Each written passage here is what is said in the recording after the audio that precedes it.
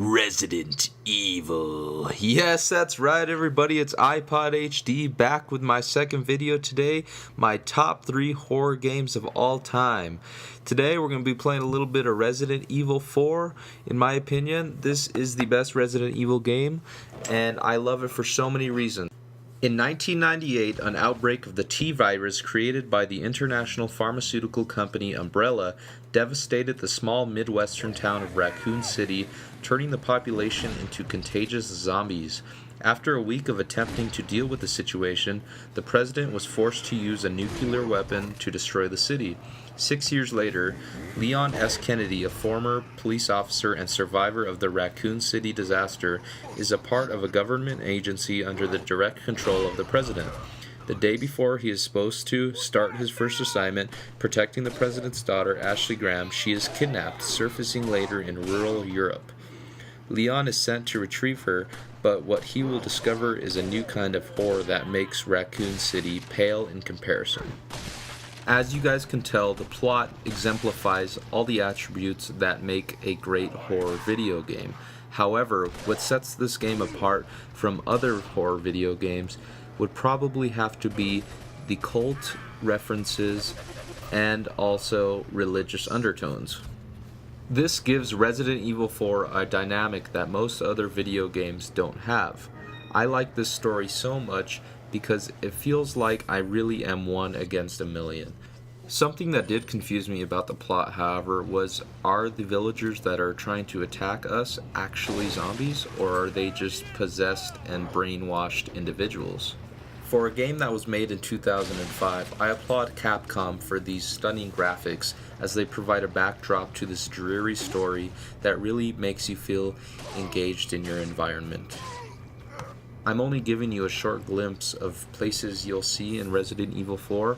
However, as you can see through the church, lake, and underground, Capcom did a great job of making this a spooky video game. Weapon balance in this game is also great. You have an array of weapons at your disposal. However, the game's AI still makes it challenging for you to plow through the levels. First of all, for handguns, you have the regular gun that you start off the game with. Next, you have the Punisher handgun, followed by the Red 9 and the Blacktail. Finally, the unlockable Matilda is the most powerful pistol in the game. Shotguns, you have the normal shotgun, the riot gun, and the striker. The striker is extremely powerful. I would try and use that at all times. For magnums, which is just kind of a beefed up pistol, you have the broken butterfly, the Killer 7, and the ultimately powerful hand cannon. Next, for rifles, you have the bolt action rifle and the semi-automatic rifle. For machine guns, you have the TMP and the unlockable Chicago typewriter. You have 3 different types of rocket launchers: the rocket launcher, the infinite launcher, and the special launcher. There are 3 main grenades in Resident Evil 4. First is the frag grenade, next the incendiary, and finally the flashbang grenade. The last weapon at your disposal is the mine thrower. This weapon fires mine darts at enemies, which will then detonate. The next thing I really enjoyed in this game was the implementation of cutscenes. However, some of them were annoying. Most of the time, they really provided a cinematic backdrop to this game that I ultimately thought was a plus. Headshots. Gotta love those headshots. My favorite cutscenes were those when we were being introduced to the next boss that we were to face. I really like seeing the creative direction in which many of the characters took in this game. I really liked the use of action buttons in this game, such as climb, jump over, and most useful, kick. I thought it gave a refreshing new feature to this game and fused cutscenes and action gameplay into one. The interactive action buttons, such as shake off or sprint to avoid the falling boulder, really allow more interactive gameplay and really make you pay attention at all times to this game. The characters in this game were pretty decent. Nothing really new from the protagonist in this type of setting. My favorite characters in the game were not so much the humans, but more so the monsters and different types of bosses that we're up against. I like seeing how creative the developers can be in making these different types of monsters. Alright, so those are all the main things I like about the game. I have two main gripes that I just can't really get over.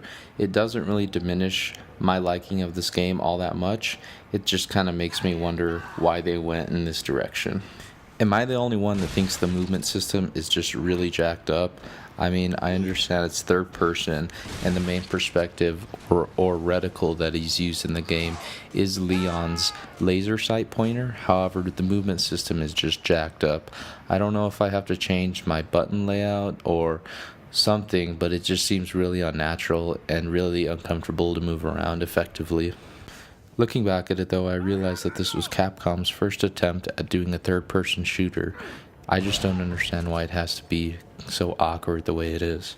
It's not as unnatural as I think it is, or I'm just overreacting, but coming from like a game such as Call of Duty, where you can simply turn around very quickly, I just feel like everything's kind of bogged down when your reaction time should actually be quicker, especially in a survival horror game such as this one.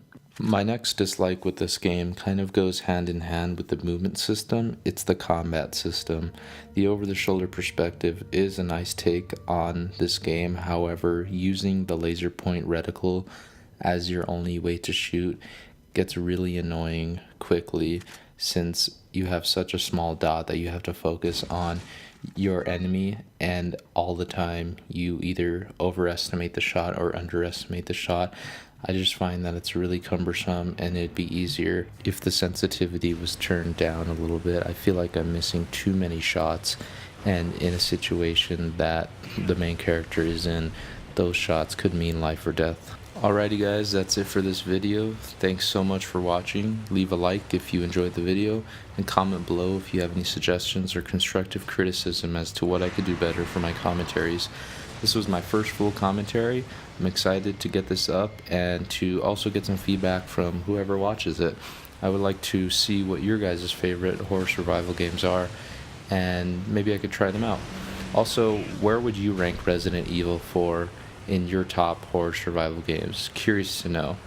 Also, a little fun thing, if you comment below how many times I said however, I'll subscribe to your channel. Anyways guys, thanks for watching. Have a great day. Subscribe if you want to see more, and I'll talk to you guys later. iPod out. Resident Evil.